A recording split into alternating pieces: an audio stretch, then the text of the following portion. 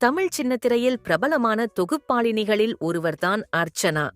1999 ஆண்டு ஜெயா டிவியில் தொகுப்பாளினியாக பயணத்தை தொடங்கியவர். 2000 ஆண்டு சன் டிவியில் பக்கம் வந்தவர்.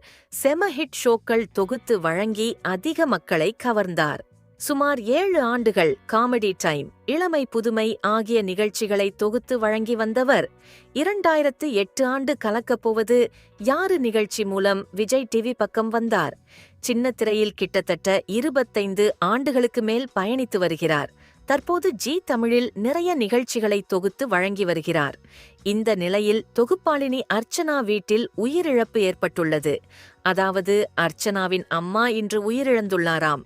தனது அப்பாவுடன் அம்மா எடுத்த பழைய புகைப்படத்தை பகிர்ந்து அர்ச்சனா இந்த செய்தியை இன்ஸ்டாவில் பகிர்ந்துள்ளார்.